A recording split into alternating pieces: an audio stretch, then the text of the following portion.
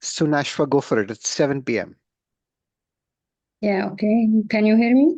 I can hear you and your slides are visible. Okay. So this is the preterm 23 weeks. When I did this scan, it was at corrected age of 36 weeks. Clinically, this baby born at home, and when he arrived to our hospital, it was arrived at age of 6 hours. Ambulance man was just doing ambu bagging to the baby. Unfortunately, the baby, when he reached, he had IVH grade 3 to 4. This is already baby already had post hemorrhagic ventricular dilatation. So I did this scan at almost 32 weeks. What gestation We was the can baby at birth? I apologize. It was 23 weeks. 23 weeks. Okay, amazing. Yeah. So this is the first one. We can see طبعا here the dilatation of the ventricular, the anterior horn of the anterior horn and the posterior horn also. Yep, Okay. Here is just more posteriorly. yep, We can see here still blood clot is there inside the ventricle. yes, This is, but I think, yeah, just, sorry, should be the mid sagittal. yeah, correct. Yeah, and after that, this is the one with parasagittal. Okay, and here's the resistive index also because this baby has hydrocephalus, and later we did a shunt for the baby. Sure. So let's go back to your first slide because these are beautiful images for critique. Uh, so first of all, well done. And that's your first image, and it's a beautiful image. I mean, in terms of the depth and dimensions, perfect. You've got a depth of about 7 over here that you can see. You're filling about 3/4 of the screen, which is really good. We're using a curvilinear probe, as you can see at the top over there. And Yeah, really, you're getting very good, I would say, penetration all the way through. Can you see how, for the uniformity of the brain, you can pretty much see the same gain settings over here as you can see over here. So there's no differential in the gain settings. So it's a very, very nice image. For those of you who might think it looks a little bit fuzzy, just remember this has been taken on a phone. Actually, if you see this on yeah, screen, this is a perfect image. There's nothing I would add to this. It's got really nice image penetration. It's got just the right gain settings. Now, there are people from all over the world who are attending today, and one of the things that you will not be familiar with is the concept of ventricular taps. So just to go through the anatomy here, you have the midline here. You've got a ventricle on this side, you've got a lateral ventricle on this side. And really, what you've got over here is cavitation with an area that's broken down. And this is basically a reflection of where a needle has gone in to perform a ventricular tap to try and mm, decompress these ventricles. That's clot. Now, these are the lateral ventricles, these are the temporal horns. This is your midline. Now, Nashwa, are you able to tell us how you do VIs? So how would you measure the ventricular index over here? I ventricular index, I did it here in the last slide. Um, here is 0.78. Okay, you've taken a thalmo-occipital index? No, unfortunately, I didn't do No, this one that's okay. because That's at not a that problem. time baby was crying, so No problems. I didn't able to So measure it. it's And it is perfectly all right. difficult also to do and freeze in the same time to measure. Yeah. Well done. Let's just go back to your first image again. So you can see gross hydrocephalus, and naturally, this baby obviously would have benefited from a shunt coming in at this particular point because the shunt really the indications for doing VP shunting are based on VIs and clinical status of the baby. Really, what's happening to the head circumference, what is the ventricular index doing, and if the ventricular index is 4 cent 4 millimeters above the 97th centile, then that usually indicates that you have gross hydrocephalus. But what you try to do is measure it from the midline and basically take the maximum horizontal diameter on either side to measure your ventricular indices, basically from the midline to the lining of the ventricle. And that basically gives you a distance in millimeters that you then plot on Levine's chart, which gives you the ventricular indices. Uh, But can I ask what is the appropriate time to do this scan okay, and it's decide if the babies uh, need to have regular tapping? Because he mentioned in the Canadian one, consensus guideline for the post-ventricular hemorrhagic dilatation, they are doing LB first. And if it is more yeah. than 3 or regular basis in the 1 week, so at that time they are decide. So that means they are decide early because So there usually are in our practice we are doing it late, at least if the baby is more than at least 30 weeks. so there are two schools of thought. So there's a school of thought which basically says that once the hemorrhages happened, a lot of the ventricular dilatation is because of blockage of the third ventricle. And what you can see over here is these lateral ventricles basically communicate through the foramen of Monro. You can't quite see the third ventricle very well, and I'm assuming that's because you might have clot in it at this particular point, and that back pressure is basically causing the ventricles to dilate.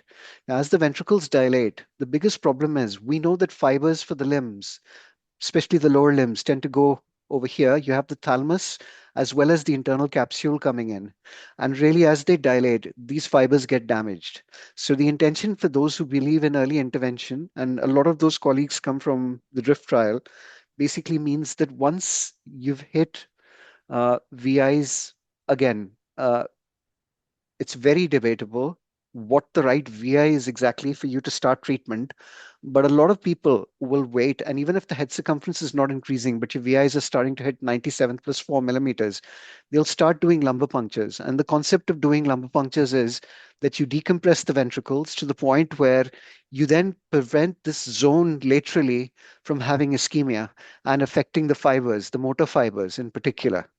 Now, the challenge with doing repeated lumbar puncture is you have to do it in the L3-4 or the L2-3 intervertebral space. And as you do repeated lumbar punctures, there's recurrent fibrosis. Now that can be overcome a little bit by using ultrasound for lumbar punctures. But again, the ability to then take CSF off through lumbar punctures becomes a little bit more difficult. And there's at least one study that shows that if you do frequent lumbar punctures, you raise there's a raised risk of infection leading to a possible meningitis in these babies. So there's one school of thought again, which is lumbar puncture. Once your lumbar punctures fail, if you're still not winning, then go for a VP shunt.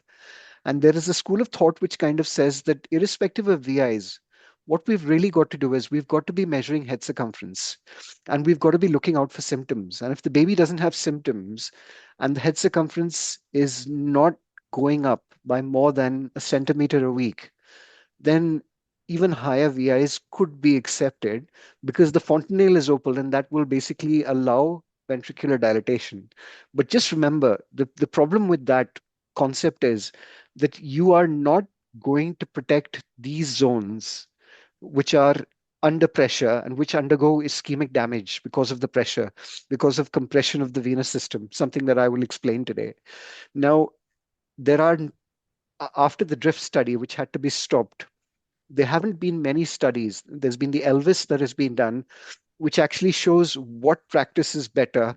And really, what we really need is we need large number multi-center randomized control trials, which unfortunately is very difficult to get because if you look at the incidence of IVH, especially in the West, in level 3 centers with good quality improvement projects, I mean, the incidence of grade 3, grade 4 IVH is less than 2% in a lot of centers.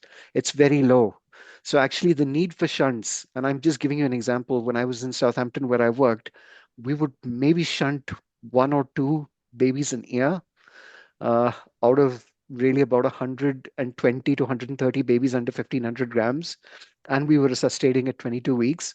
So the incidence of IVH itself was low. I mean, grade 3, grade 4 IVH was very uncommon, especially bilateral. Grade 3 bilateral, grade 4s, I mean, would usually stop intensive care. We wouldn't treat. But Again, just a really good example here of really good images. There's a little bit of midline shift as well that you can see. Let's go to your next image, Nashwa. Very good quality images. Again, this is a very nice image. You've got a depth of about 7 centimeters coming here. You're covering roughly three-fourths of the screen at this particular point. You can see clot remnants within the ventricles, dilated temporal horns. You can see this area again where the needle has gone through and basically created what is a tract. And that is the problem with recurrent ventricular taps from one space. So the problem is we tend to tap the larger ventricle to try and get it to decompress. And when you go in through the same space, you tend to form a tract, which then becomes quite problematic. Let's go to your next image. So these, at this particular point, are going towards the occipital region, very dilated Yeah, occipital horns. was Again, some visible, clot was that's clear. visible. Yeah, carry on. Very nice images, very nice images. And yeah, this, I mean, shows gross hydrocephalus again with clot bilaterally. Carry on. Now, Sorry, after yeah, that, yeah, this one first, the yeah. midline. This is such a beautiful image. So can I just say that finding the midline can be increasingly challenging, especially when you have gross hydrocephalus. And really what you're looking for at this particular point is this tram track. And really what you can see is one single line, which basically reflects remnant of the corpus callosum. The anterior bit of it has probably been destroyed by increased intracranial pressure. But really, that tram tract indicates you've come to the midline. You can see the ventricular system over there. This is the cerebellum, the vermis. This is the kind of third ventricle, which is dilated.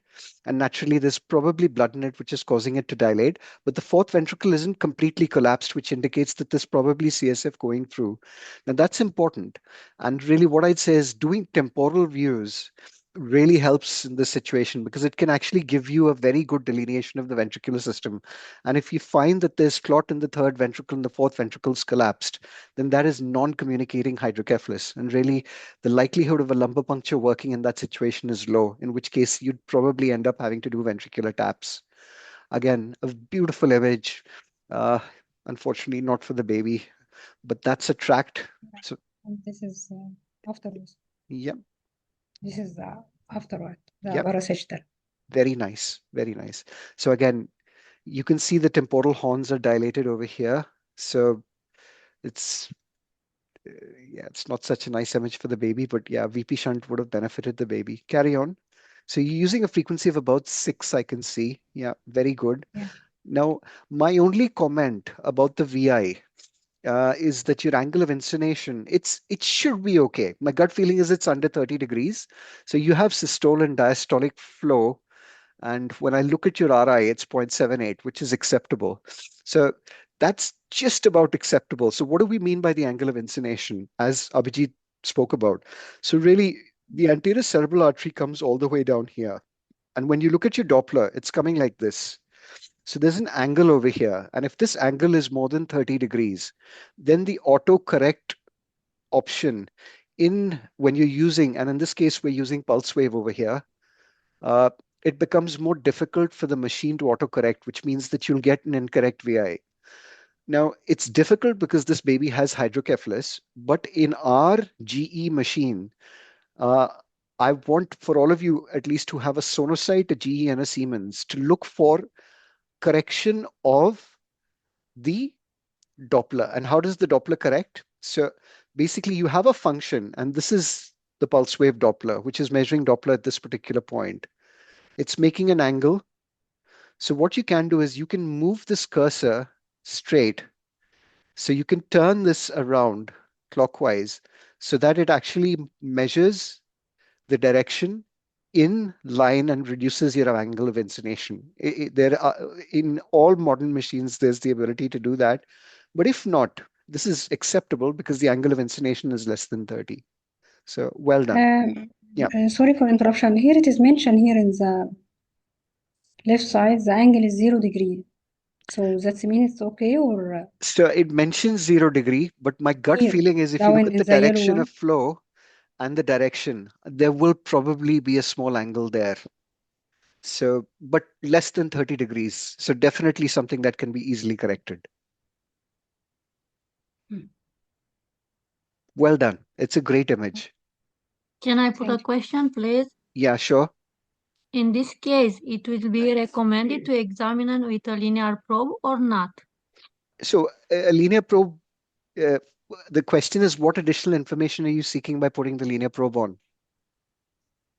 The superficial It will delineate the superficial layers better. I think if this baby had meningitis and I was worried about ventriculitis and I wanted to see the pile layers a little bit better, then I would put a linear probe on. But in this case, when you look at the margins, so let's just go above.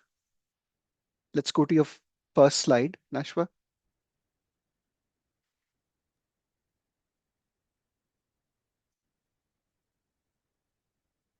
So actually, when I look at the margins at this particular point, the only margin that looks a little bit bright is here. Now, when you have ventriculitis or infection, usually the margins are bright throughout. So there's just a little bit of brightness here, but no debris. It doesn't look like the CSF is complex inside. So really, from my perspective, I don't have any clinical reasons. I clinically examined the baby as well. So I don't feel that a linear probe would give me any additional information in this situation. But yes, if you want to you're keen to kind of hone your skills by using the linear probe to see the meninges a little bit better, in particular this region, or to look for any extraaxial fluid collection, then yes, the linear probe is useful. But as I will describe today, one place where it might be really helpful when you have hydrocephalus with raised intracranial pressure, and in particular, if a baby starts having seizures, it might not just be raised intracranial pressure. Some of these babies can develop superior sagittal sinus thrombosis. And really, what you then do is you look for Doppler flow with the linear probe in the superior sagittal sinus over here. And if you see that it's absent, then it may be an indicator that you've actually got a superior sagittal sinus thrombosis. So that's one indication for using the linear probe in this situation. The other indication, obviously, is if you are looking at extraaxial space. Now, when does that become important? So a baby with hydrocephalus, as he grows, often once you start tapping, the brain will start developing cerebral atrophy, and then there will be brain tissue which gets pulled away from the dural layer. So you'll have a large extraaxial space. And if you want to measure that extraaxial space, in particular distance between the interhemispheric fissure, then you would use a linear probe. But in this particular scan, I wouldn't see an indication for doing it. Okay, thank you. My pleasure. God bless. Excellent images, Nashwa. So can I ask you to stop sharing? And I'm going to get the lovely Anna to share.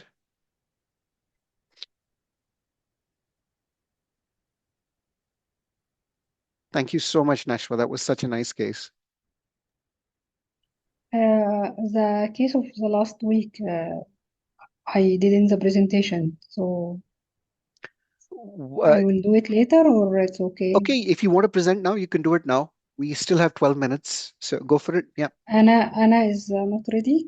Anna, are you ready? I can wait. You sure? Yes, yes. Okay, okay. Go for it, Nashwa. Okay.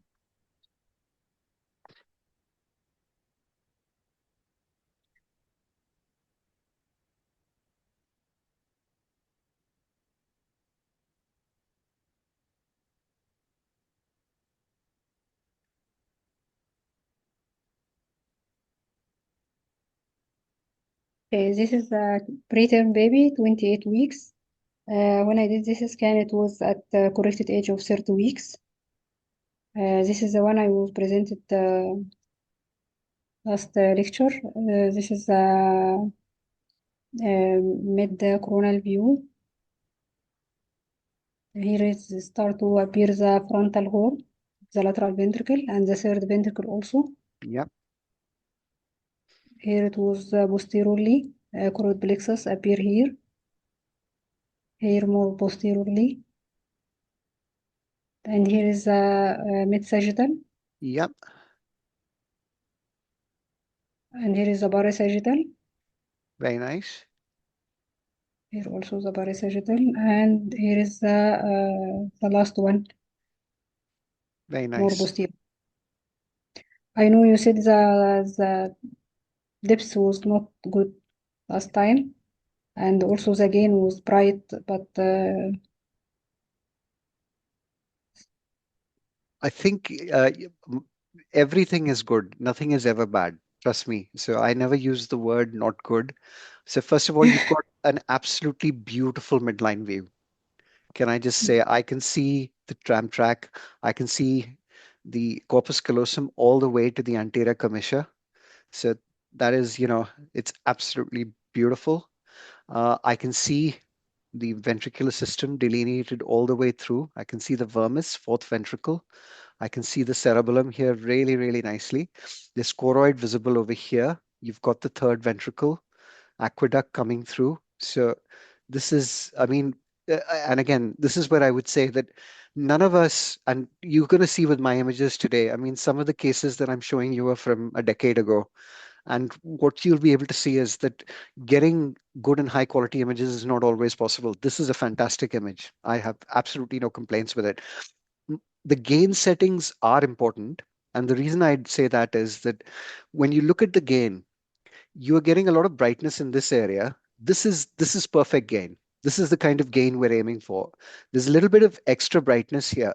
So that is where I would say that what you want to do is use your time gain compensation, and your time gain compensation for this area, the upper part, you probably just want to move a little bit towards your left side to basically reduce it a little bit to reduce the enhanced gain.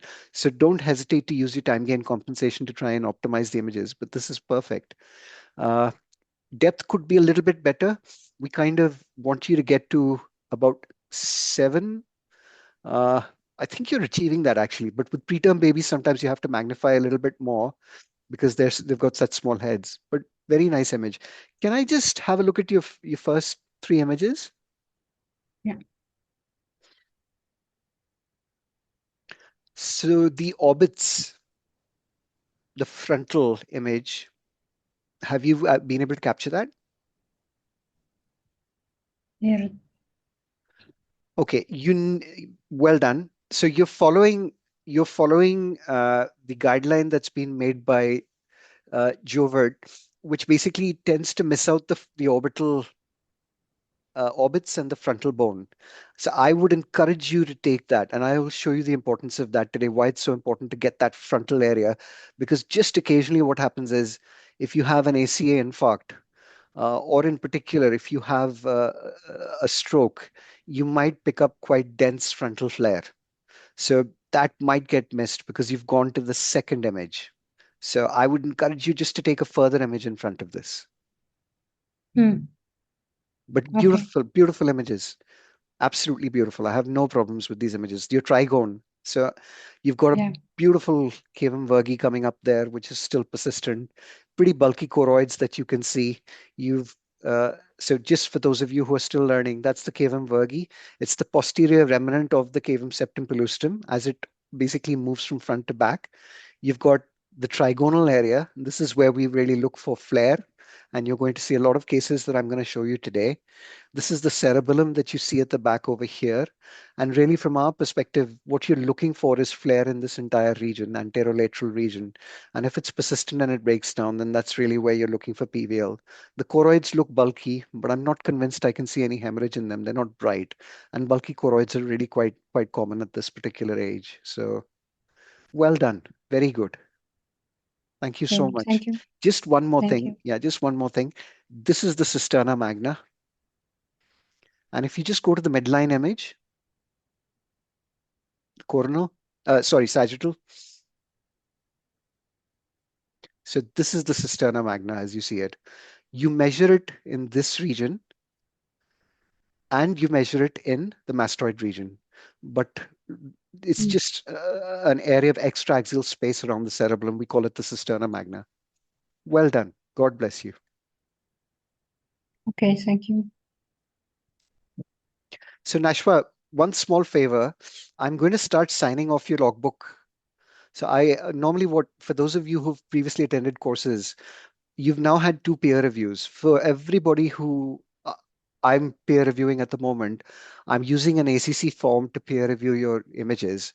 So what happens is that every Sunday, in the morning, I sit down and I peer review and I write and sign off your logbooks. So just make sure that for those of you who are not working at the Corniche, you have access to that logbook because I will be signing it off. Now, I can show you how to save these images, Nashwa, because they're anonymized in your logbook. So if you are able to upload this to the Dropbox, then what I will do is I will embed these images in your cases and sign your logbook off contemporaneously. Okay? Okay, thank you. Anna, go for it.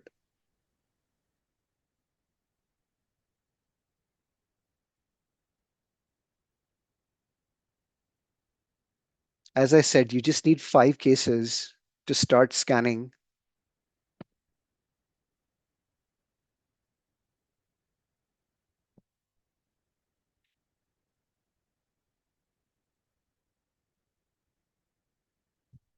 Can you hear me, Anna?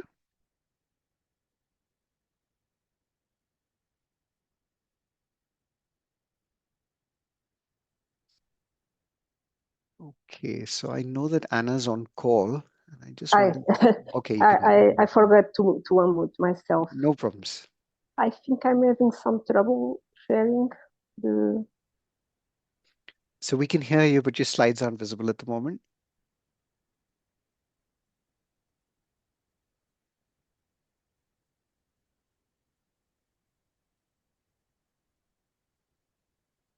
Are you seeing my slides? No. No. Let me try again.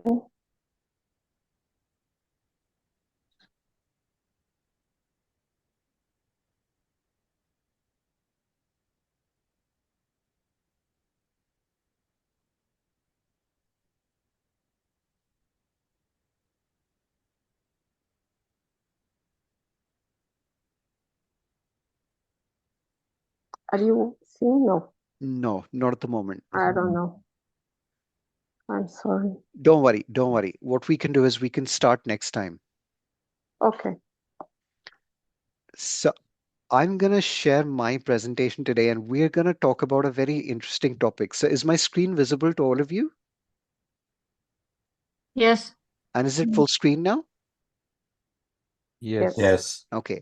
So what we're going to talk about is really what we're doing is we've kind of taken so far the basic principles of ultrasound. We have talked about anatomy. We have talked about protocol. And really, now that you're in the scanning phase, what we're doing is we're taking you through pathologies of term babies before we move on to the preterm baby. And the reason for that is for a lot of you at this particular point, sometimes, especially if you've not scanned before, it's kind of getting a feel. And a lot of people will start scanning with term babies. So understanding their pathologies is very important. Abhijit covered HIE in the last session. I am going to cover basically the spectrum of what we call as neonatal stroke in term IVH. And really, what we're going to do is talk a little bit about neonatal stroke, but then really look at the kind of imaging features that we find on ultrasound with a little bit of comparison of what we see on MRI as well.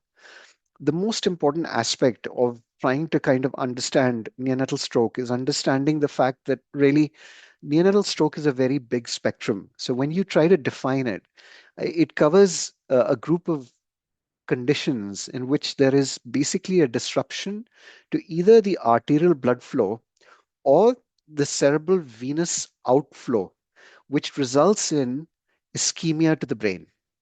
And really, from our perspective, it can happen in utero.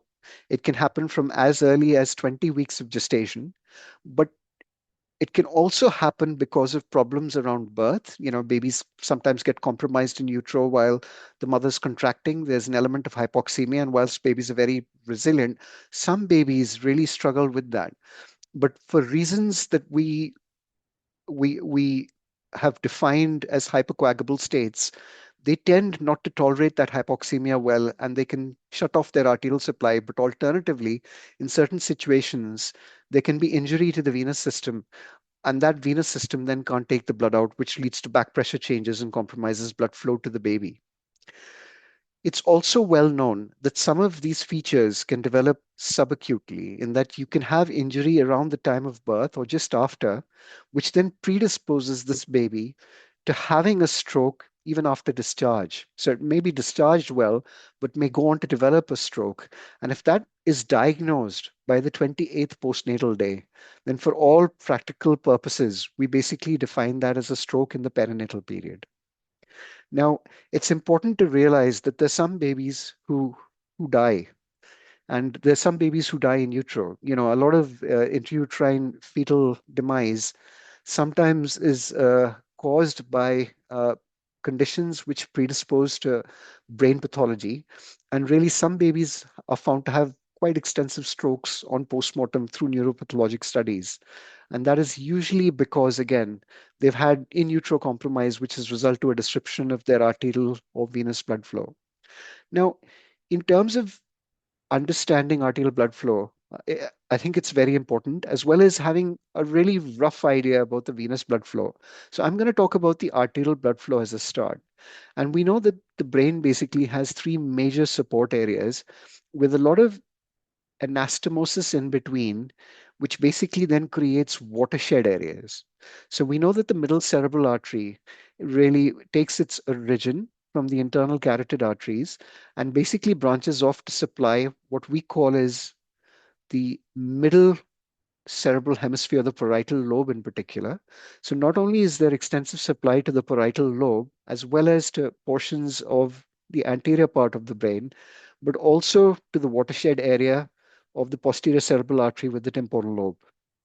Now, naturally, this supply, this cortical supply, really is very important. But then there are basically perforating arteries that go into the brain, which then branch out, and a very important group of arteries that supplies the motor area of the brain, which is a combination of the basal ganglia alongside the internal limb of the internal capsule.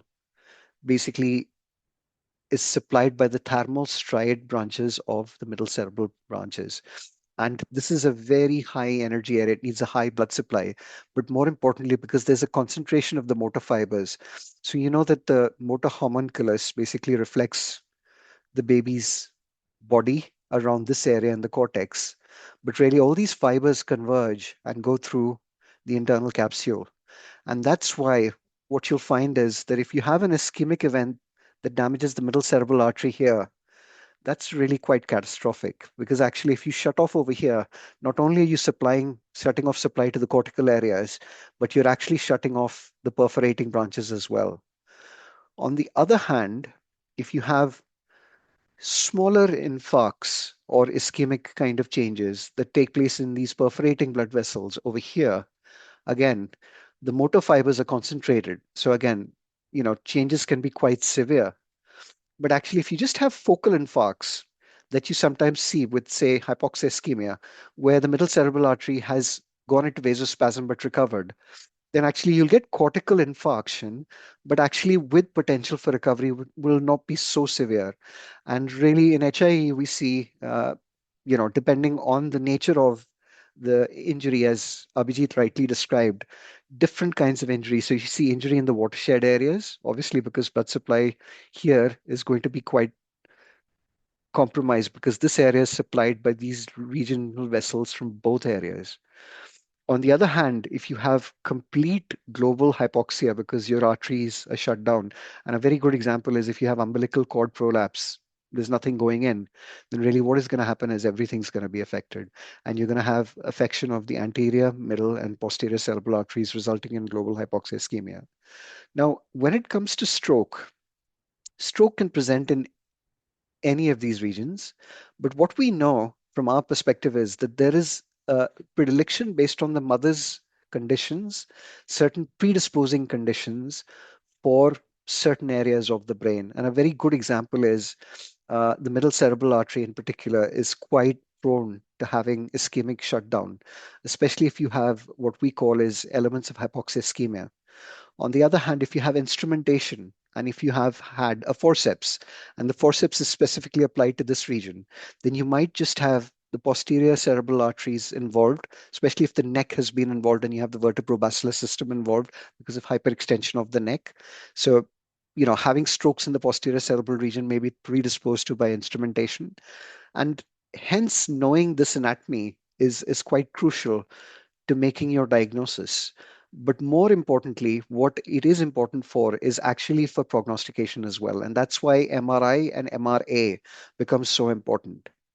Coming back to the venous system, what we must remember is that we've got the superior sagittal sinus, and you can see that it drains a large number of venous systems all over the brain. It basically meets with the straight sinus to enter into and then basically exit towards the sigmoid sinus, which then drains into the internal jugular vein. So, really, the problem that you find with the venous system is that if you have a blockage of the superior sagittal sinus, and let's say we block off over here, then what happens is blood from these regions cannot actually flow back. And that means that these areas of the brain basically develop venous congestion.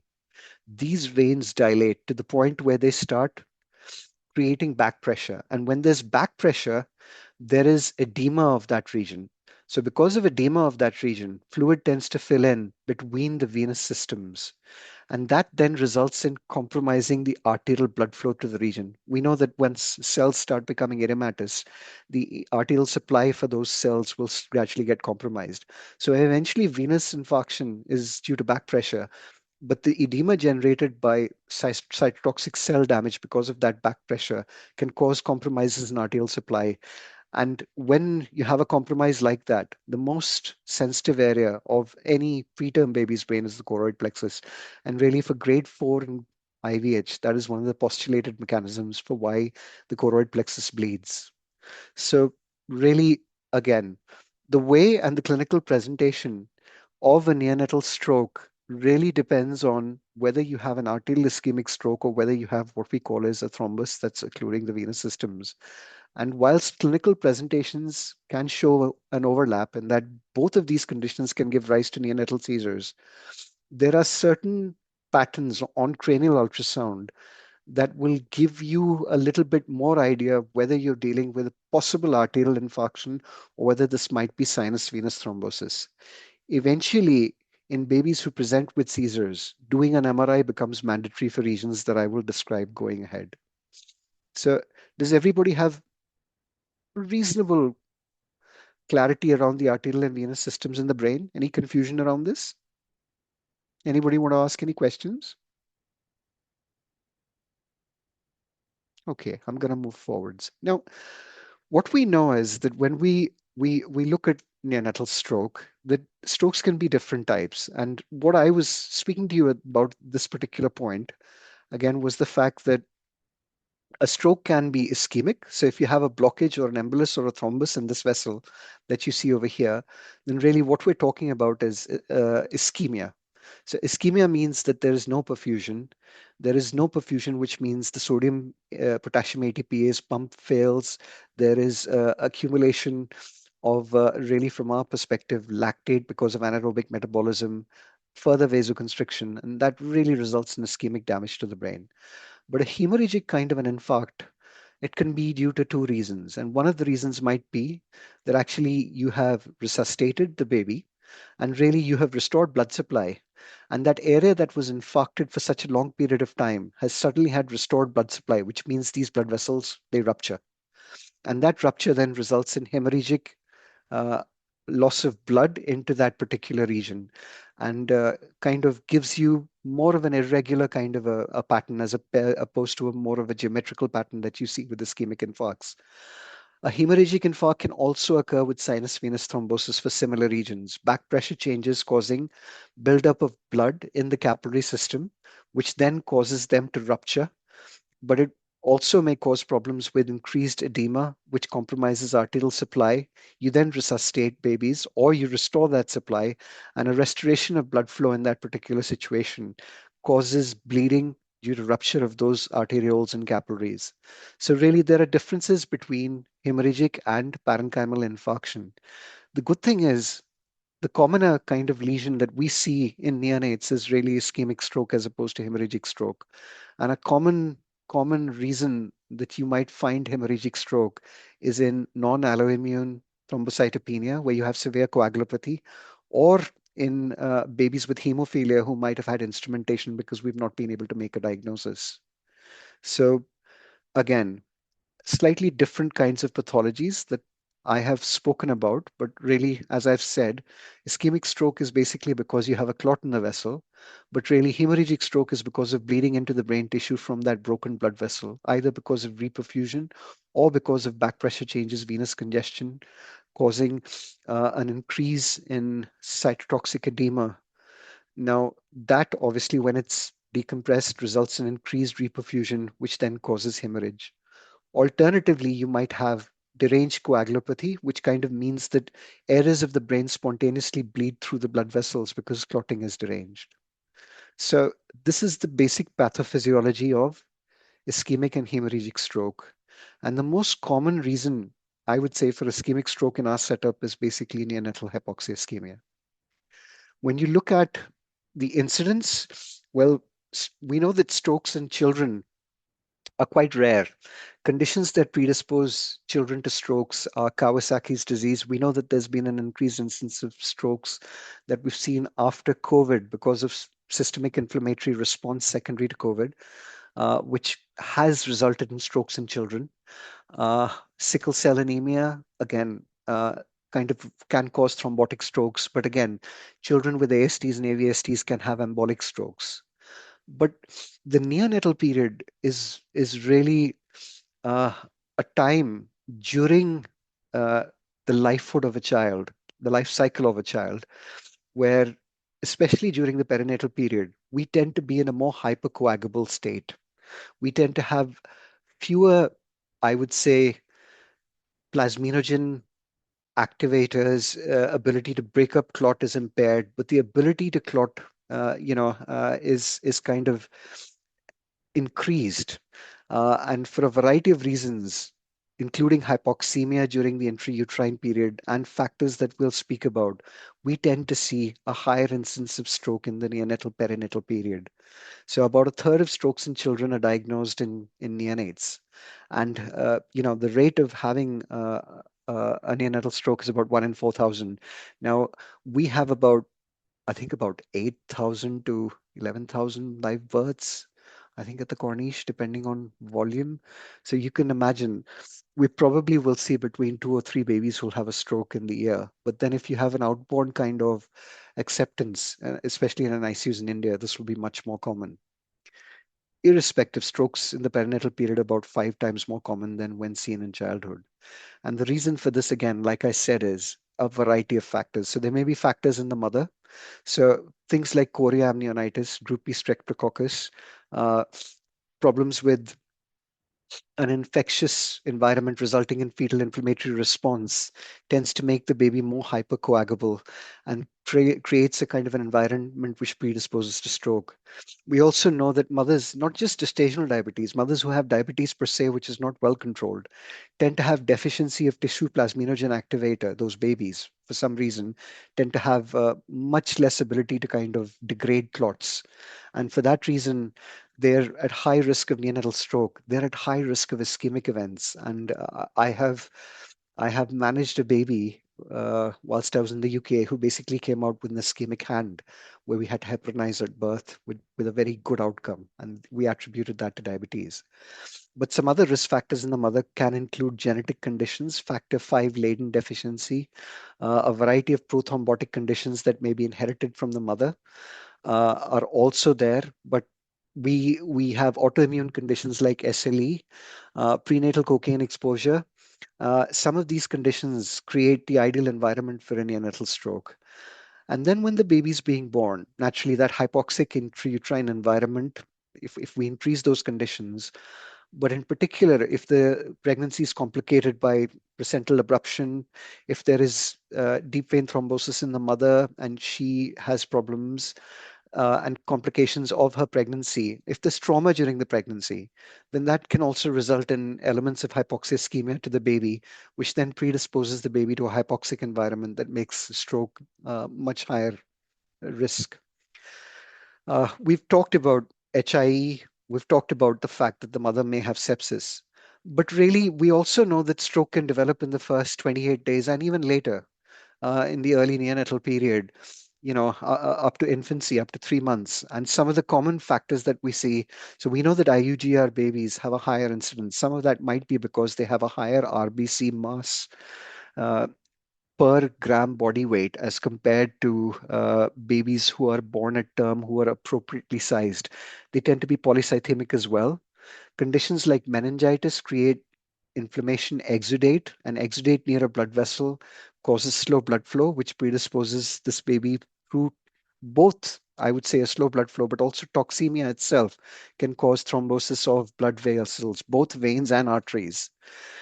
We know that congenital heart disease, if you have an atrial septal defect or a VSD, then embolism from the distal circulation can actually cross over, especially, in particular with children who have atrial communications to the left side of the heart, and then result in ischemic stroke.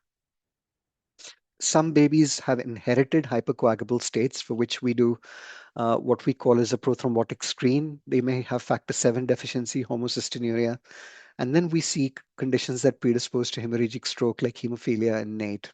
So really, these are some of the kind of subtle, I would say, causes that result in stroke. Clinically, however, the majority of babies who actually present with neonatal stroke have very subtle symptoms. The most common symptom is actually lethargy and poor feeding. Now, we say 40% of babies with perinatal stroke have no symptoms, but actually, in hindsight, you'll find a lot of them who are encephalopathic at birth may have poor feeding, they might not latch on well. And again, that contributes to dehydration, which then makes the risk of stroke even higher, besides the underlying condition that's leading to stroke. It's also important to kind of emphasize that when we talk about these subtle symptoms, some babies may have had stroke in utero and they may have remodeled and that they may have healed, but they might have a chronic arterial ischemic stroke, which gives them certain physical features that we are expected to look at and discover, which would give us a feel that this baby may have had a stroke in utero. And we'll talk about that later. But one of the most common overt clinical findings is seizures. And really, seizures within the first few days of life often, I would say, point towards neonatal stroke as opposed to HIE. And the reason for that is obviously most babies who've had an acute insulted birth have a kind of an incubation period with HIE of about 12 hours, 12 to 24 hours. So they kind of seize between 12 and 24 hours. Now, naturally, if you've had reduced fetal movements for 2 days and you've had chronic insult to the brain, I mean, you can have fitting at birth as well. Similarly, with neonatal stroke, the spectrum can occur anytime from 20 weeks to days after the baby's been born. And that means that babies can clinically present. I mean, some babies being asymptomatic at birth may have had a stroke in utero at about 24 weeks, which has caused hemiatrophy of the brain, which basically should present with focal weakness. But actually, what has happened is, and this is a very important concept that I need you to understand, that when you've had an ischemic stroke, an arterial stroke in particular, early on, then really, let's say you've had a middle cerebral artery infarct in utero at about 24 weeks, and the baby's recovered enough to kind of not have shown any perinatal compromise, then it's quite possible that neuronal plasticity means that the opposite half of the brain, because we know that there is perineural migration into these areas, and that at 24 weeks, this perineural migration would not have occurred, takes place after the stroke has happened. So often these babies are not found or known to have a focal neurological deficit at birth. And the only symptom that they may then go on to present with is seizures later on, maybe at 30 days, maybe even at 3 months. And when they have those seizures and you do an MRI scan, what you realize is that there is hemiatrophy of this particular area of the brain, which is supplied by the middle cerebral artery. And we've recently seen a case uh, where there was complete temporal lobe hypoplasia, secondary to what we thought might be a very early onset insult in a baby. So, really, from our perspective, like I said, the spectrum is quite wide. The clinical presentation is quite subtle, but seizures is usually one of the common presentation.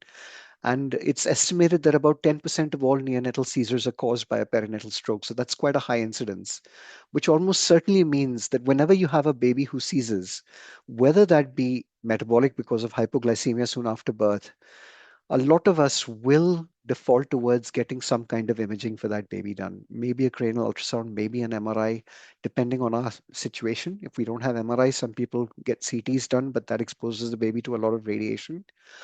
But diagnostically, when you look at these babies, what is very important from our perspective is that you examine them very closely. Often these babies will not show a focal neurological deficit at birth.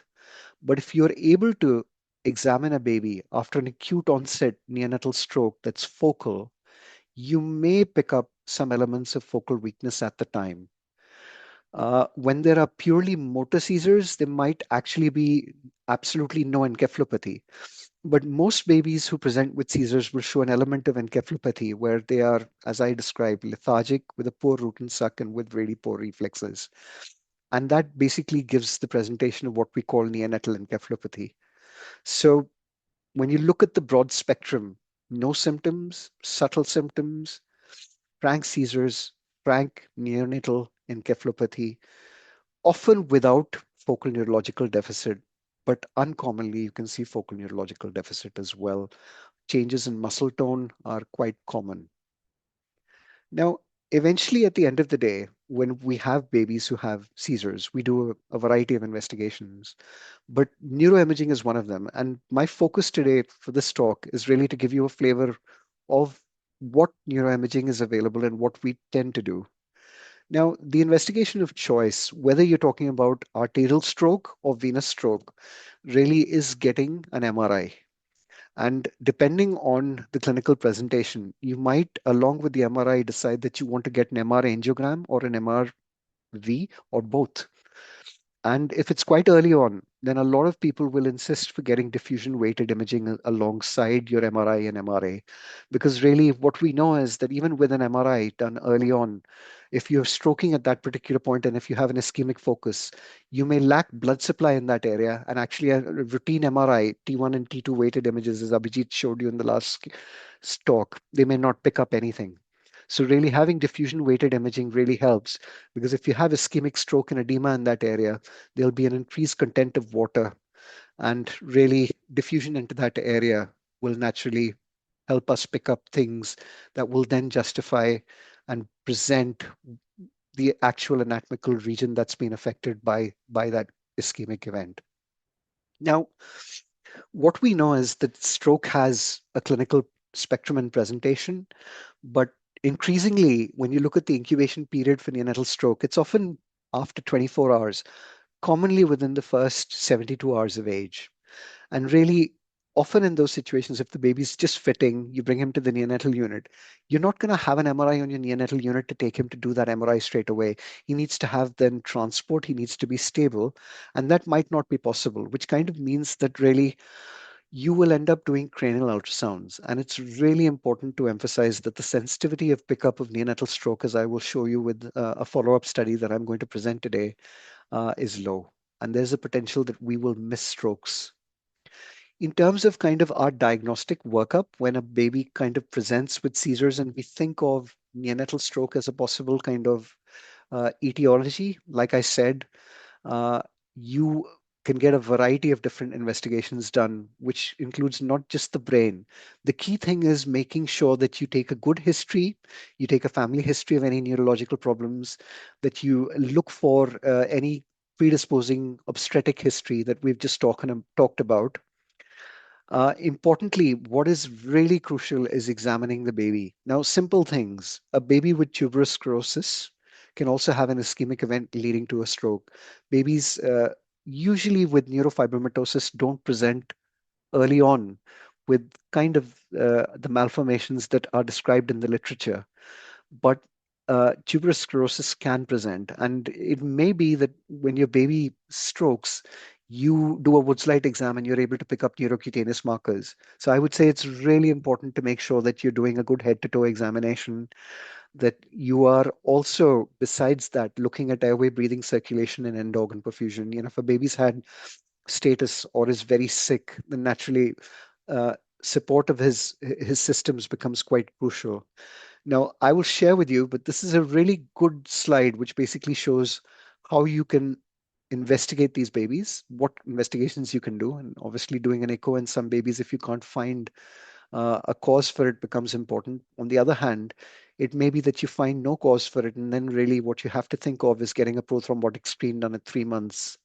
So there is a limited prothrombotic screen that you can do at birth, which will pick up certain mutations, but a detailed prothrombotic screen cannot be done at birth in most centers because uh, often the clotting factors and the hypercoagulable substances that are generated because of them tend to be consumed at that stage.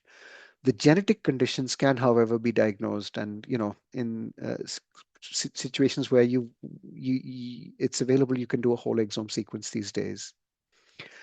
With regards to cranial ultrasound, it will give us a lot of information if the stroke presents with ultrasound findings. What again I would emphasize is that about two-thirds of babies with neonatal stroke are picked up.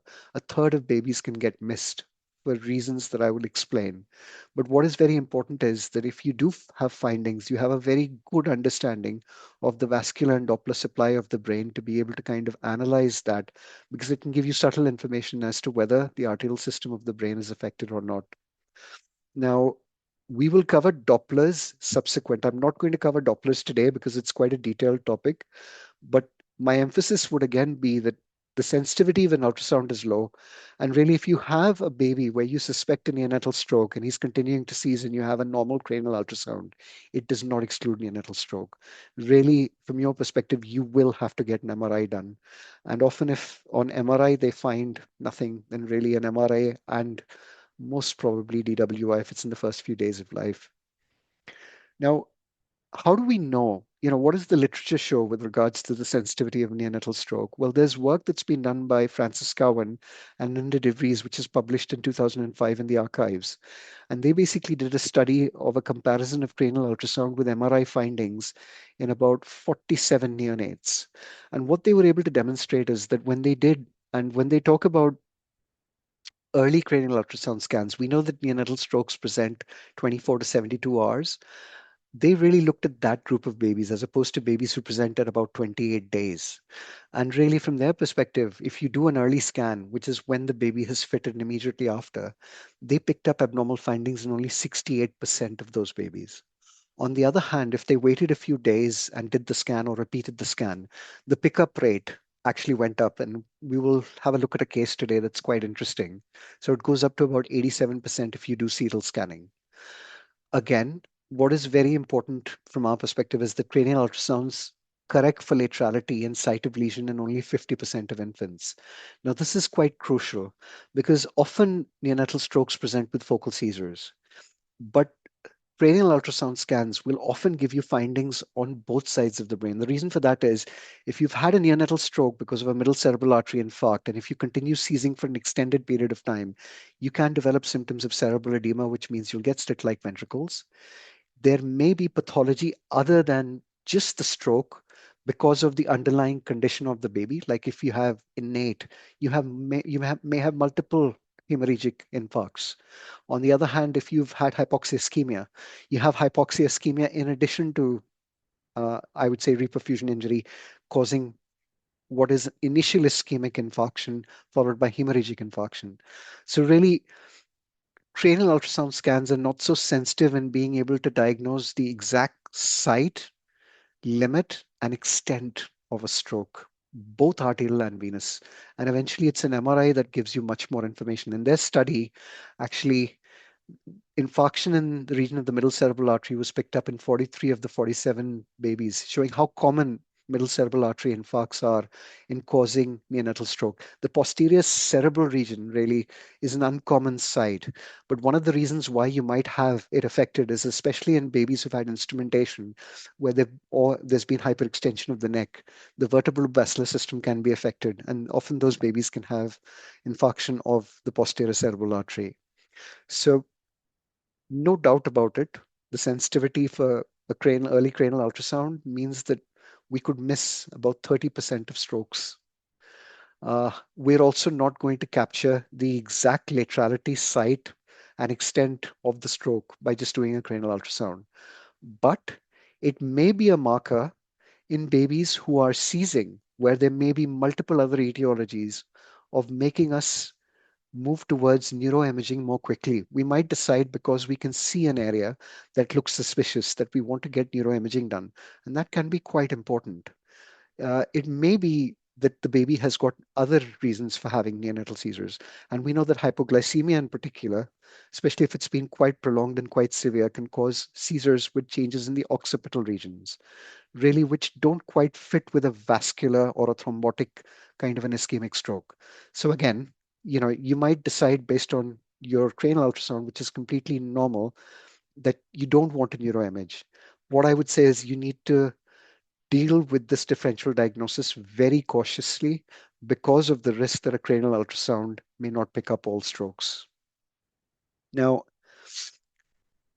I think the clinical bottom line from this study was that a cranial ultrasound may be suggestive of infarction and can help, but really all babies who have neonatal seizures in particular should, if we're not finding a correctable etiology for them, end up having a neonatal brain MRI, especially if we think we want to diagnose an intracerebral malformation.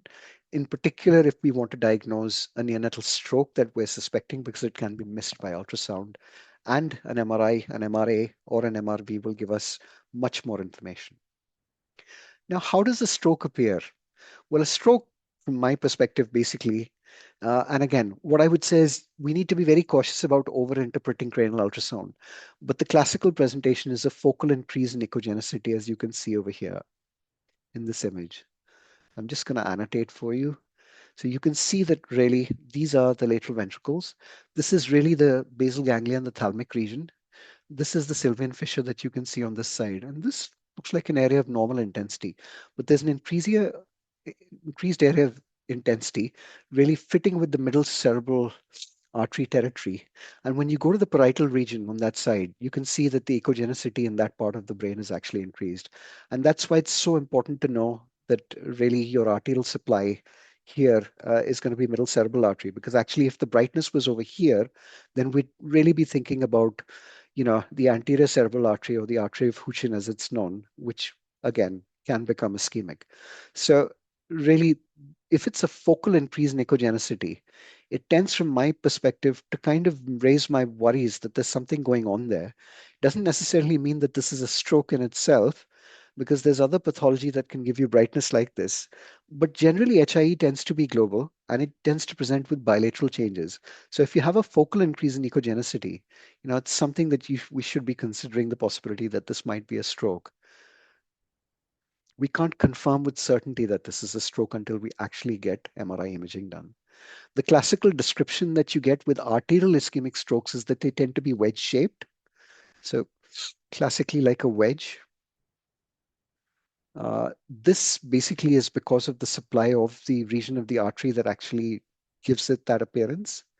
And again, quite important that if you have hemorrhagic infarcts, like if you had hemophilia, really what you'd find is it would be very irregular. This hemorrhage would be bright. It would be with irregular edges and tend to lose its kind of, I would say, wedge-shaped character. Now, if seizures are being caused, then really what I would say is everybody would think that if this is the left side of the brain that's affected, left parietal lobe, that you're going to have seizures on the right side. But just remember that when you have seizures for a long time, edema spreads to the entire brain. And what you have is recruitment, which results in neural recruitment. So often babies may present with focal seizures to start off with, but they might actually only be seen to have become generalized by the time you actually pick them up. And often babies can present with generalized seizures and might be because of a focal infarction itself. So while focal seizures are described, I've seen babies who've had multiple episodes of generalized seizures where we've picked up strokes in them. One of the other things that's been described in babies who have strokes is what we call as acute limb pallor, especially if they have arterial strokes, where a particular limb may become pale, especially because of distal embolism.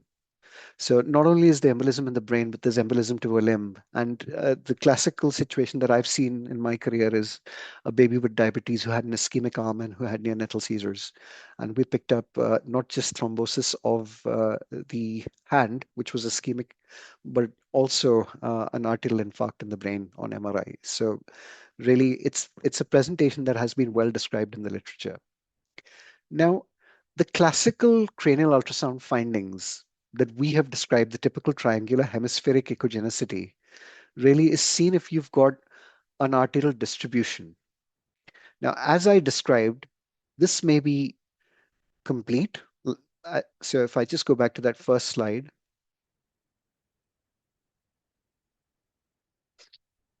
so if it's complete middle cerebral artery, then really you get this wedge-shaped infarct that you can see over here. On the other hand, if it's just the perforating arteries that are involved, so just distal to here, then really from your perspective, what you might find is you might find brightness in the region of the basal ganglia and thalamus alone. And really that may also, from your perspective, if it's focal, represent what is a focal basal ganglia thalamic infarct. That is also quite common. It's quite commonly seen in babies who've had acute hypoxia ischemia with quick recovery. So they may end up with reduced blood supply with reperfusion injury, and this may then turn into a hemorrhagic infarct once you start resuscitating babies. So again, just in terms of clinical presentation, sorry, let me just rub this out. When we look at clinical presentation, not only may you get the wedge-shaped infarct that we see, but we may get isolated basal ganglia thalamic echogenicity.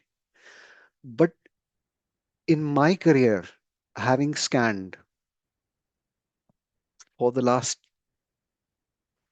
2008, so about 14 years now, what I've tended to pick up, and the cases that I'm going to show you, some of which are decades old, are basically non-typical focal unilateral hemispheric echogenicity or bilateral focal hemispheric echogenicity.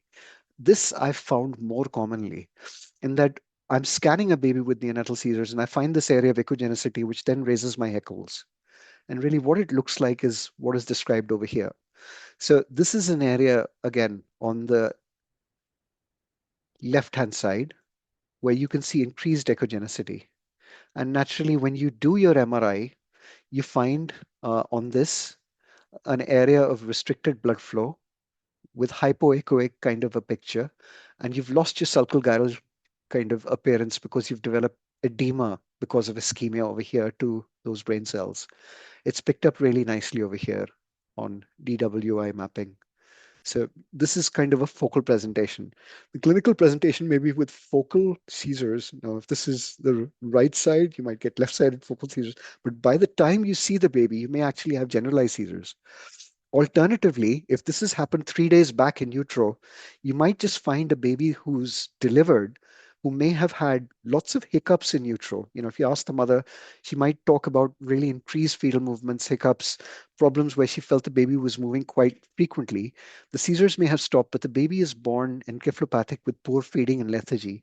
And that explains the subtle symptoms without seizures that sometimes gives you that presentation soon after birth.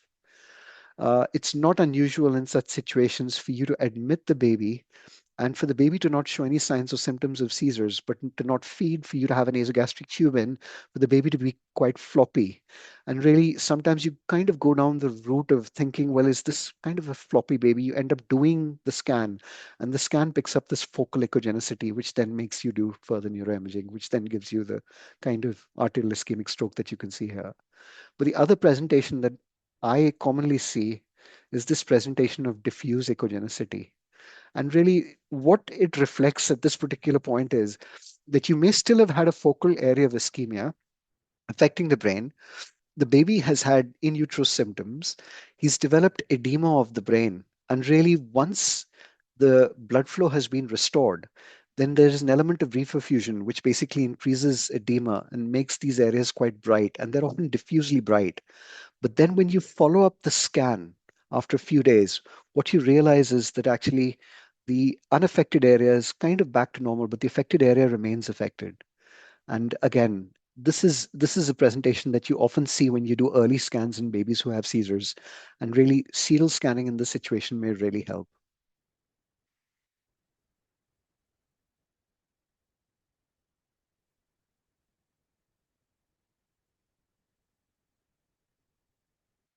So having said that, other presentations. So we talked about the fact that you might have a focal presentation, and a focal presentation may mean that actually it's the perforating arteries of the middle cerebral artery that are selectively affected, which means that technically the thalamic area and the basal ganglia are really the areas that are affected, and they look selectively bright as compared to the other areas of the brain.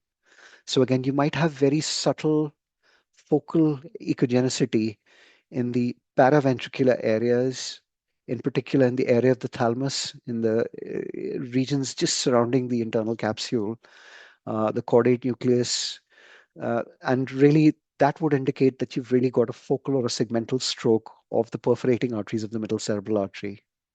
A similar presentation can also take place in the occipital lobes when the posterior cerebral artery is affected. And I mean, I got to share this anecdote with you. It's absolutely an amazing case that I saw when I was doing my master's in India. So we got a 3-year-old child who basically came to us who couldn't see, and he had normal developmental milestones. And what the parents basically said is that he's been falling all over the place for the past 72 hours. He'd basically come in with a history of fever and a very high temperature. And really, we kind of initially thought he had viral encephalitis, and we did a CSF, which basically showed that he had uh, enterovirus in his CSF. What was really interesting is when we did the MRI of the child, because he was falling all over the place, is selectively the occipital lobes on both sides were ischemic on the MR angiogram. And really, after about 7 days, this child suddenly recovered completely. And we repeated the MRI and we basically saw it had resolved completely. So the baby had basically had acute ischemia with a posterior cerebral artery infarct, which had recovered completely. It is one of the most amazing cases that I've ever seen in my career. Uh, this is just another example. Now, it's just to highlight that strokes can be very subtle. They can be very subtle. And really, you might be doing it and you might pick up very subtle areas of increased cerebral echogenicity that you might miss. And really, from your perspective, you have to look at things. And what you have to do is you have to really try and demonstrate them in multiple planes so that you can make an accurate diagnosis. Because a subtle kind of increased hemispheric echogenicity in this situation can easily be missed. You might not get an MRI done. And what classically you can see over here is, again, middle cerebral artery, kind of focal arterial ischemic infarct. Now, what I want to do is I want to basically show you some cases. So I'm going to skip some of these slides for the time being because I think you'll enjoy the cases much more. I mean, again, just an example of a very focal infarct and the extent of cranial ultrasound. Really, it doesn't tell you the extent. I mean, what you can see is a very hyperintense lesion in what is one of the sagittal views, which kind of is well demarcated. But actually, it's only when you do the MRI that you realize that virtually the whole of the MCA is gone. So it's really important that you're following up strokes. Again, very subtle left parasagittal kind of echogenicity. But really, when you do the MRI, it's a significant area of the brain, diffusion restricted, that's actually affected at this particular point. Abnormalities can be quite subtle. So you can see sulcal gyral appearance over here, but really this is a very nice sign. So if you lose your ventricular kind of appearance on one side, it might be because you've got cortical infarct, and that cortical infarct, because of the edema, basically causes compression of the ipsilateral ventricle. So again, this is really an area of interest. But what you have to be able to do is really demonstrate it, in two sections, not just in one coronal section. So now what I'm going to do is I'm going to divide you guys up. So I'm going to try and get you to interpret scans along with me. So Shinza, can you hear me?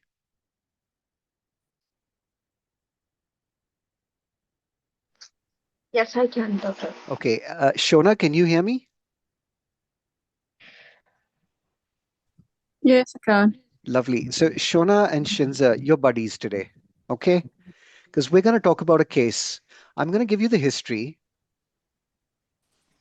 really, okay? And what you're going to do is you're going to talk to me a little bit about your differential diagnosis. And then from our perspective, what we're going to do is we're going to talk about the findings on the head scan, okay? So if you're confused, you can both powwow. So if you both unmute yourselves, lovely. So, so case one is a 39-week baby who's 2.2 kilos. Okay. This baby basically was on the postnatal ward. The mother basically had a history of quite severe uncontrolled diabetes and eventually had decreased fetal movements. So she came in and had reduced heart rate variability, so ended up with an emergency cesarean. The baby didn't need any resuscitation. He was breathing at birth, wasn't very vigorous, but APGARs were documented to be 7 and 9 respectively. Uh, the baby didn't take his first feed, had a pre-feed sugar of 2.2, after which he had some dextrose gel. Pre-feed sugar went up to 2.9. But at about 24 hours of age, the midwife became concerned because she noticed some really abnormal movements of the left hand, which she felt were left-sided focal seizures. Interestingly, they lasted for about a minute or two, and the baby basically had taken a breastfeed. So the SHO or the doctor was asked to review the baby, and the baby was breastfeeding. So the doctor was really kind of, has he had seizures or is this just an abnormal movement? A blood sugar at that time was normal, a gas was normal, but then the doctor himself witnessed left-sided focal seizures again.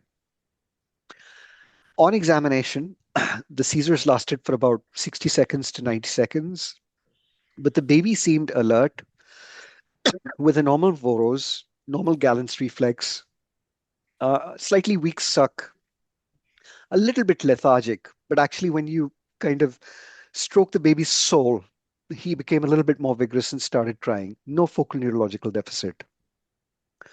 So, what are you thinking?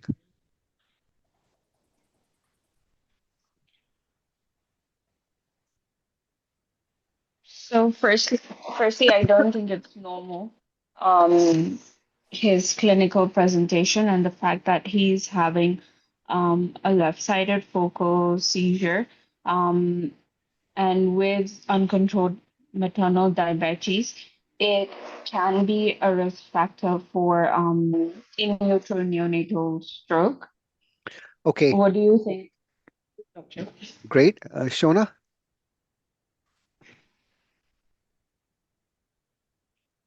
Uh, yeah, it could be part of because he's had a history of having a low sugar. Okay, common being common. Do you really think that's your first differential? What would you be really worried about in this situation? Probably neurologically. Yep. Uh, Anything you really want to do ASAP? Admit the child. Great. Good news. Because if he seizes, he can aspirate Yep. with feeding. Yep. I mean, my main worry is maternal diabetes uncontrolled. What about risk for infection? He's lethargic, he's feeding poorly. Yeah, Yeah. And plus, yeah. he's a low birth weight as well. Yep. So you have a normal sugar, normal ionized calcium. You have a normal gas, the lactate's not elevated, but you're probably going to screen start him on antibiotics. I know for a fact that in some units, actually for focal seizures, they might even want to take a history for herpes, cold sores, just make sure it's not there.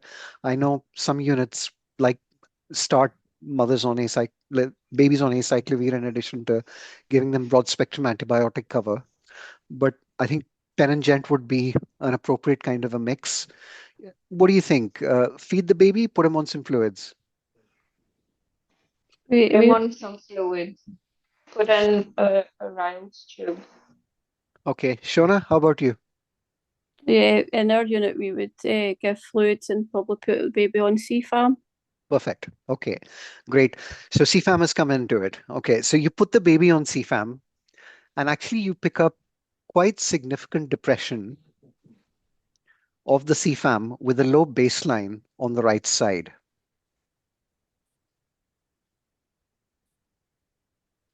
Shinza, you know what CFAM is, right? No. Okay, it's cerebral function monitoring. So you can put two parietal probes on Okay. the baby's brain, and actually what it's picking up is it's picking up reduced activity on that right side. So there's a focal kind of a feeling over here. So would you like to do a head scan Yes. now that you've Yes. stabilized, started fluids, antibiotics as per your unit protocol? And this is what you see. So talk to me about this head scan, Shona. I'm not a doctor, so I'm not actually that good at these. Don't worry, go for it. Um, Whatever you can see. so on the first scan in the midline, it's quite bright to the left side Yep, there. yep, you're right. Okay, so quite bright. Um, can't see the ventricles. Very good. So quite slit-like ventricles. It's quite bright. So if I just annotate, and it's really irritating me, this annotation device today. I'm really sorry. So quite bright over there, quite slit-like ventricles. What about when we come to this image down here on the right? So let's look at the first image, which is orbits, frontal bone. So Shinza, what do you think? Normal? Abnormal? There is a brightness on the left side, a Okay. hyper. Okay. I think it's normal actually. Okay. I think that's normal frontal blush. Okay. That sulcus looks a little bit bright, but actually when I look at the white matter, the blush, it looks absolutely fine. Okay. And when I Yeah. go back to the frontal image over here, where's the brightness now? On the right. The right side. Okay. And where's your CFAM abnormal? The right side. Okay, great. So it's quite weird that it looks slightly brighter on the left side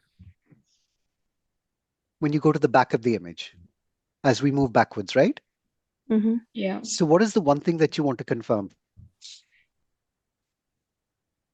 That Where the lesion is. okay, that you've got your marker in the right place. Right. Okay. That is very important. So if you find that is the case, you need to make sure that you've got your probe placed with your marker in the right place. In this case, it was in the right place. And actually, you're both right. There is focal echogenicity. And you remember I spoke to you and told you about the fact that a lot of these babies have had seizures in utero.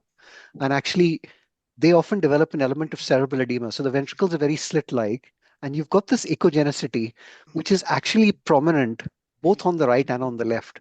For me, it's a little bit more prominent on the right, especially back here. I'm not so sure that it's very different. But let's look at other images. What about here?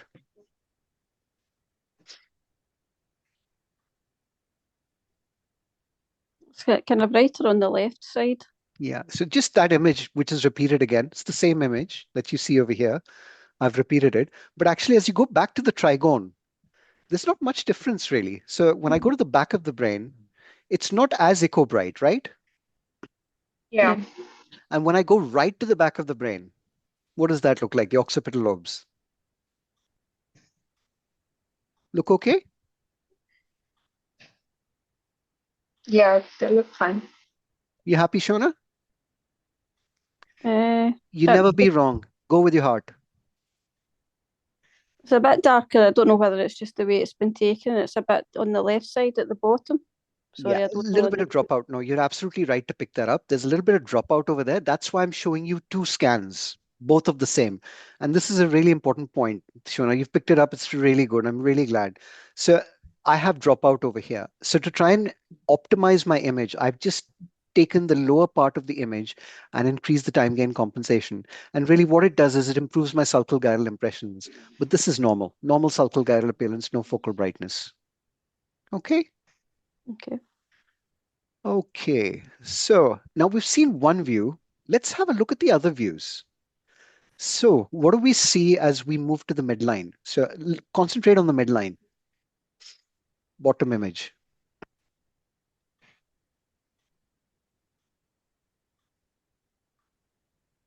Is it a bit brighter up above? Is it the corpus callosum? Is that Yeah, that's the corpus callosum that you can see over there. Brilliant. So let's, just a bit, that looks a wee bit bright, or is that normal? it's normal. It's normal. With the eye of faith, that's normal. So when we talk about echo bright, we're comparing it with bone over here. And actually, when you compare it, it's much less than bone. So it's normal. So it's about the same as the cerebellum. So it's not brighter than the cerebellum. And the cerebellum usually is quite bright. So actually, this is normal corpus callosum. There's normal sulcal gyral appearance, which indicates that at least in the midline, I don't have much edema. Just a little bit bright over there. A little bit bright over there. And then as I move to the right, what do I see?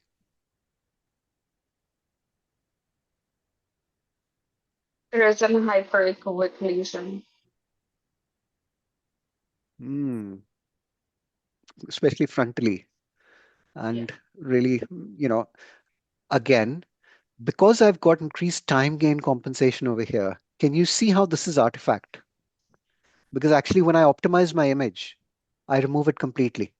So just by changing TGC, time gain compensation, I get a good sulcal gyral appearance anteriorly and this brightness disappears. So this is how I differentiate artifact and true brightness. This brightness is persistent. It's persistent despite me image optimizing. Okay? But in the mid body region, this brightness that you see on the left side disappears completely when I image optimize. So actually the midline is absolutely fine. But this right region and the CFAM and the fact that I had left-sided focal seizures makes me very suspicious. Okay, let's go further down. Now, what do we think?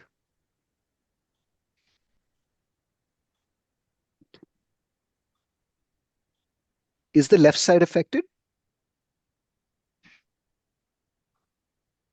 I'd say that the right side there's more a brighter bit. Absolutely. Your So thoughts? when you look at the left parasagittal, it looks normal. You've got normal bulky choroids. You've got normal sulcal gyral appearance. There's just a little bit of blush there. I'm not really convinced it's bright, as bright, but this is way bright. Not only is it way bright, so is that geometrical or diffuse? Does it look slightly wedge shaped? I'd say it does. Yep, It's absolutely. long. Yep. So if you were thinking about a problem in an arterial system, which artery would that be? Because that's parietal lobe. MCA. Very good. So you're thinking about something going on in the MCA territory. Okay. So again, just comparing left with right. Can you see the difference? This left side is really its normal frontal blush. It's not bright, but look at that right side. Look at how bright it. Can you see how the sulci they highlight up? So that's Yeah. pathological. Mm. And with time, again, what are we doing? What is it? What's important about what we're doing? We are clinically correlating. Where is our CFAM abnormal? It's on the right side. Where is our neurology? It's on the left hand. So we are clinically correlating. So actually, if you were to mentally model, and what we're doing is mentally modeling, is we're basically looking at where that lesion might be. Okay. So I'm going to skip these images. This is the second scan that we did after a few days, where really what we find is it's resolved. But from our perspective, when we did the MRI, we basically picked up quite a severe right and a very mild left-sided MCA infarction. The right was extensive. And interestingly, when we followed this baby up, the right side of this baby remained completely fine, but he had a hemiplegia at about near of age. When you look at the follow-up scans for this baby,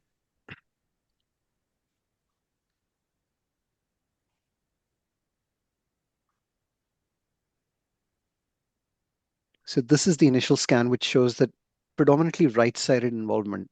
The follow-up scan, which is at 3 days, shows that actually the brightness is bilateral. And actually, you do have a little bit of infarction on the left side as well. But the MRI, basically, you can see the severity of it is more on the right than on the left.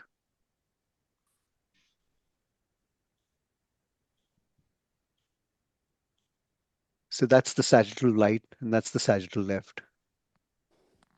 So again, asymmetry. This is just RIs that we were doing on the baby at 24 hours, which basically shows normal RIs. But basically, this was a left-sided hemiplegia due to a dominant right-sided middle cerebral artery infarction with very mild side affection of the left side. That was, how did you find that? Wasn't too difficult, was it? I No, think it was useful. for me it's just getting, because I haven't done any, oh well, I've done an ultrasound with somebody helping me, but it's just getting used to all the names of the Yep. part. Yeah. So we'll be doing a lot of this. So what we're doing is we're running a workshop where we're mentally modeling. So we're taking the history and we're looking at the abnormality. So we'll be doing a lot of it, and gradually with time, you'll get used to it. Now I'm going to pick on somebody else. Thank you. Thank you. God bless you both. Fuad, can you hear me? Yeah. Okay, so Fuad, you and Kunal are going to do case 2.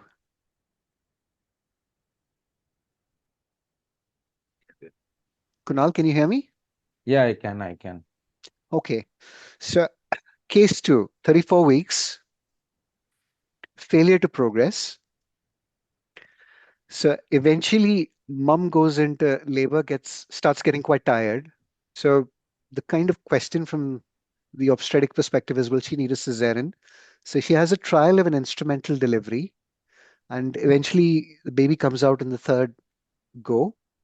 She also has diabetes, and the baby basically doesn't feed at all at birth, has quite a big bruise on both sides of the scalp where the forceps have been placed, including a bruise on the face. Uh, the baby is noted to have generalized seizures at about 6 hours of age. So, very confident midwife picks this up. The baby's admitted to the neonatal unit where his screen started on antibiotics because there was one risk factor, which was prematurity with preterm labor. There was no rupture membranes, no group B strep. She's not known to have any other risk factors, and she's not pyrexial. But with seizures of those nature, the baby's blood sugar was normal.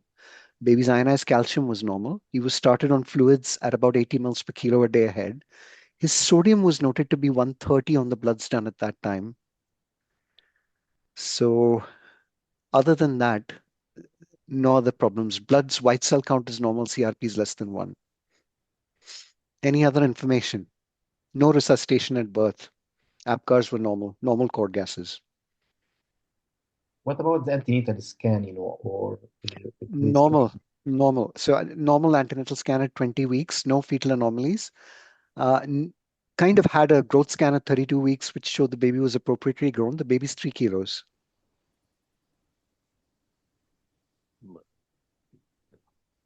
Any other? Blood gas is normal. It's normal. Lactate is 1.6, basic S minus 2, pH is 7.35, CO2 is 35, Hemoglobin? 18. And what about platelets? CBC shows platelets of 350, normal.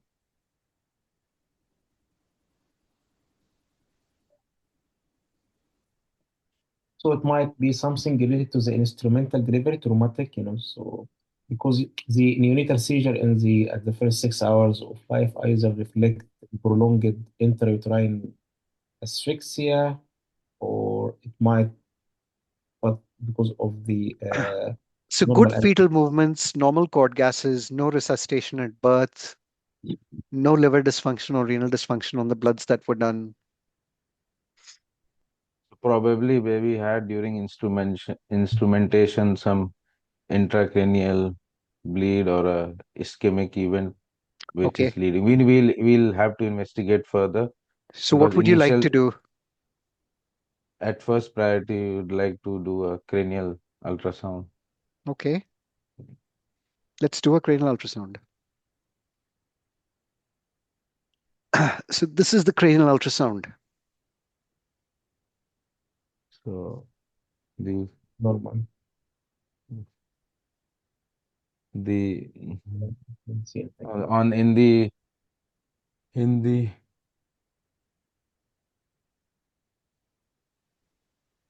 in the f- the midline image is the first one to the midline. I think it looks normal ultrasound image. I can't find anything. What do you think, Kunal? I'm still going through the images. Just give me a second to see. So when you there's a whole chapter on interpreting cranial ultrasound, and as part of that, there are 10 steps. And the first step of interpretation is the helicopter view. So general helicopter view at this particular point, when I look at it, really I'm looking out to in, and really from my perspective, I can see cranium, I can see meninges, I can see an interhemispheric fissure, I can see basically an area that's V-shaped, ventricles that look normal, appropriate for a 34-weeker, cavum septum pellucidum, slightly big interhemispheric kind of sylvian fissure. So, but actually that disappears as we move on and it becomes more better shaped. But I'm getting this persistent dropout. Yes. Yes. So I tried to image optimize and I still got this dropout. So what could be the reason? Prob the gel is not applied properly on the probe. So I have done that. I have done that. I've looked for that. I've tried to improve my time gain compensation. I just get this persistent dropout. So this could indicate subdural blood. Okay. So just if you're Oh, getting persistent dropout on one area, and again, it could indicate blood in the subdural space. The only point against that is when you get blood in the subdural space. So I did a linear image, and really there was no blood in the interhemispheric fissure. There was a sagittal sinus Doppler seen without any problems. So you want to go forwards? yeah. Yes. Okay, so this is what you see now. Again, we can see in the first image the dropout is still there. Yeah. Hmm. Yep, And and it's on the left side, just like it's previously. on the left side. Yes, Yeah, it's on the left side. and then Now we can see it even on the right side. Yes. okay, so you can see brightness on the right side, but you Mm. still see that dropout on the left side. Yeah. Sorry, yeah, left side. Yes, yes, left side. Okay, so this Mm. is really from my perspective. So I mean, this baby had seizures, eventually went and had neuroimaging, and really ended up with quite a large left-sided subdural, which was mainly localized to the left-sided hemisphere as opposed to the interhemispheric space. Subdurals can be focal as well, basically where the forceps is applied. The forceps is not applied anteriorly or in the front, it's applied at the sides. So this baby had a significant subdural. So again, just the reason I'm giving you this case is basically to highlight when you look at this image, you look at the right side and you think, oh, is there brightness? This is a seizure. Is this an area of focal brightness secondary to a stroke? Mm. Actually, this is dropout secondary to a large subdural. Okay. And you can get quite confused. This brightness is not different from this brightness. If this dropout wasn't there, then actually you would find that the brightness would be the same, not exaggerated. Okay. So, If you go and look into the first image, it felt that frontal blush was on the right side was very high, this part.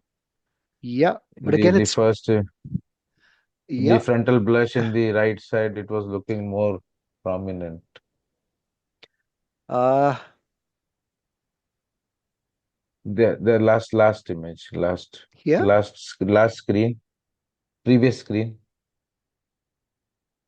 Yeah, in this, the first image This one. next to it. On the frontal blush, I felt it was looking So more prominent. again, it's because of dropout. Yeah, yeah, okay, See, you've got localized dropout that is persistent throughout from back to front, demonstrable in two planes. So I'm just giving you a feel here of how a subdural, so again, an extracranial bleed can create problems. So not every area of focal echogenicity reflects a stroke, okay, which is really what we thought in this case. It wasn't. Okay. okay, I get it. Now, before I leave, just one thing that's very important that I want to talk about with these two cases having been done is that strokes are not just arterial, they can be venous as well. And we know that perinatal venous infarcts, generally in the literature, as well as our own index of suspicion for trying to diagnose them, tends to be low. So they actually go unrecognized clinically. But actually, they are quite a common cause of seizures in the neonatal period. And they're quite a common cause of seizures that are difficult to control. Now, why do we have venous infarction? Well, again, a lot of these babies may have inherited predisposition to hypercoagulable states, but there might be elements of edema that are created by hypoxia ischemia, which cause compression of the dural sinuses in the veins. There might be problems with immature cerebral venous drainage pathways, or actually malformations that mean that you don't have a classical one that is seen as kind of the vein of Galen malformation. But really, what happens in these situations is that a lack of flow through that sinus results in a sinovenous thrombosis. And really, what often happens then is that as you have venous backflow problems, you tend, from your perspective, have the arterial system coming into capillaries, the capillaries going into the venous system. Now, if the venous system is obstructed, what is going to happen to the pressure in the capillaries? It's going to go up, and these capillaries will rupture. And eventually, the common presentation. So, as opposed to kind of having wedge shaped infarcted regions, most venous blockages tend to have hemorrhage. And really, that hemorrhage does not respect an arterial territory, it's quite diffuse. So, from your perspective, venous infarcts tend to be recognized by IVH in term newborns and difficult to manage seizures. If you have an IVH in a term neonate, what is your differential diagnosis? So, who do I pick on? Who do I pick on? Manju. Manju, what's your differential diagnosis? IVH in a term baby. It's in term baby. Mhm.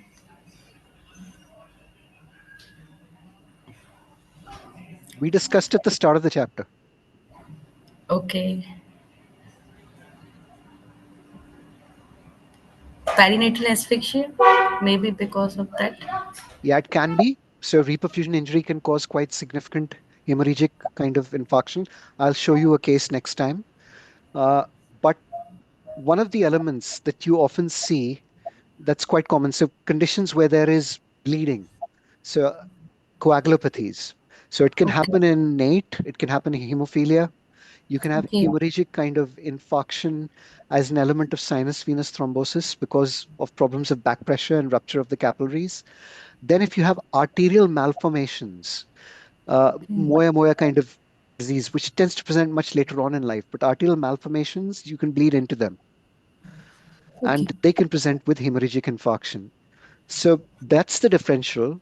But one of the most common differentials is actually venous thrombosis or sinus venous thrombosis.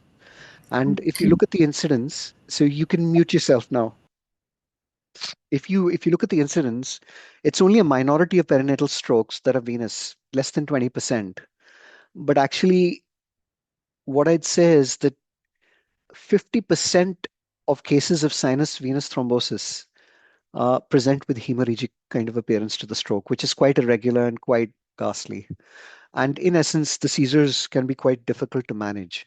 So if you're kind of in a situation where you have an irregular territory with a hemorrhagic kind of presentation, then really what you're thinking of is the possibility of a sinovenous thrombus. The most common sites for it are usually the superior sagittal sinus. The other one is naturally the straight sinus. And really, from our perspective, in these situations, some of the back pressure changes, especially if the straight sinus is affected, can really cause hemorrhage of the thalamus. So, if you have thalamic kind of hemorrhage, which looks quite bright in those regions, then really the one thing that you should think of if it's focal thalamic hemorrhage is not just hypoxischemia, but the possibility that you might have a sinus venous thrombosis, especially of the straight sinus. Now, color Doppler, MRI, and MRV is the treatment of choice. So, really, the clinical suspicion will arise when you see a large hemorrhagic area with seizures, which does not mimic or apply to any particular arterial territory. Classically, these are conditions. Can you see how you've got an IVH and a term baby over here, quite irregular edges? Similarly, you've got a large, what is basically a grade 4 with quite irregular edges over here. And really, the reason for all of this is because of venous obstruction. There is what we call the development of a PVHI, or what we call is a parenchymal ventricular hemorrhagic infarction. And it is because blood cannot go out of the veins that it dams up. Increased venous congestion results in increased blood flow to the choroids getting dammed up. And the choroid being an area that bleeds basically means that you bleed into the choroid, but because of venous hemorrhage as well, you bleed into the parenchyma. So if you get this kind of an appearance in a term baby, really you're thinking about the differentials we discussed, but also think very much of the fact that you might have venous sinus thrombosis. And really, to diagnose that, what we really need is to get an MRI. You'll almost certainly get an MRA and an MRV at the same time.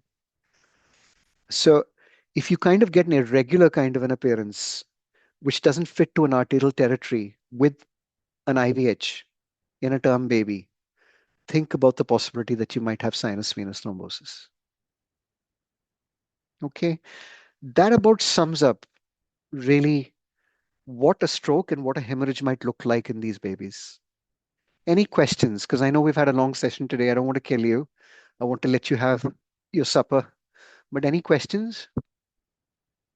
I have a question. Yeah, go for it. So once we have diagnosed that it's a stroke, neonatal stroke, if a child presented with seizure at 1 week, 10 days, Hmm. perfectly fine child after birth, is there any way with imaging we can prognosticate whether it was an intrauterine event or is it an extrauterine event? Uh, so what I'd say is yes and no. It depends on when the actual stroke took place. So if it's a stroke in and around birth, then really from your perspective, you're not going to see hemispheric atrophy. On the other hand, if it's a stroke that occurred, say about 4 weeks prior, maybe at about 26, 28 weeks, you might find that you have hemiatrophy of a lobe. So that might give you an idea that this is an antenatal infarct. On the other hand, if you have MRI that is done and you can get it done on the unit, and you make a diagnosis through diffusion weighted imaging of a stroke within 6 hours of birth of the child, then experience usually says that that could be perinatal, it could be antenatal. If there's no history of instrumentation, there's no history of hypoxia ischemia, nothing that would predispose to that stroke that happened at birth, then so it's the combination of history along with the scanning that would help. Uh, I think for early strokes, the use of MRI, MRA with diffusion weighted imaging becomes quite important in trying to make that determination. I think eventually, the one thing that I want to say to you is that prognostication is not just because of the site and extent, but it's also the etiology. So, Nate causing massive strokes in utero, doesn't have a good prognosis. But an antenatal stroke, secondary to an IUGR baby who has a hypercoagulable state, actually, there's a great potential for neural remodeling and plasticity. And those babies tend to have a better prognosis. So etiology would play a major role in the prognosis. Experience usually says that based on scans alone and correlation with neuromotor outcomes, there's a huge amount of plasticity that can occur with early intervention. So I'd be very cautious about talking about long-term neurological outcomes of any child based on just an MRI at birth or an MRI done to make the diagnosis of stroke at that time. Do you get what I'm saying? Yeah, I get it. Because many of the times parents' concern is always this when you finally disclose the diagnosis to them and you are trying to provide the some outcome what you expect. Try to avoid it. We don't Mm. have a crystal to see what the future looks like. And my advice is that you can give parents a huge amount of anxiety by being very definitive about an outcome of a baby based on an MRI alone. My Okay, advice always is, and we'll talk about this, we have sessions on how we speak to parents at the end. It's really the entire clinical picture and the clinical picture of the baby, the neurological examination at discharge, alongside the initial history, the antenatal kind of picture, put together as a jigsaw puzzle, along with what the baby is clinically like. For a baby who's feeding with no focal neurological deficit, who's alert, who has reflexes, do I really want to, because an MRI shows that the baby has a stroke, tell them that he's going to have cerebral palsy, possibly hemiplegia at 2 years of age, when I can't be certain about it? okay, I'd rather follow this child up. Early intervention has remarkable effects. And if you do good early intervention with neuronal plasticity, you can actually alter outcomes. So okay, my advice in this particular situation is to say to parents that this is what we can see. These are the areas that it might affect. But at the moment, I can't see anything wrong with the baby. He's like a normal baby. He had seizures, they have stopped. What we have to see is how the child progresses. We're going to follow the baby up in clinic. We're going to follow him up every few months. We're going to do his developmental assessment and we're going to try and help the situation. That gives them hope. That gives them something that they can look forwards to in terms of treatment. And more importantly, the risk of kind of making predictions about early cerebral palsy based on single scans, I think, is something that can give parents a huge amount of anxiety. So my advice is, unless you've got a pediatric neurologist who's being absolutely definitive about it, is to keep an open-ended kind of an approach to these situations. There are situations where MRIs are catastrophic, and we will talk about that. But in situations like this, I think you need to keep it a little bit fluid. Does that make sense? it does, it does. Thank you. Okay. I'm going to let you go. God bless you all. Thank you very much for your patience today. Uh, Hope to see you soon.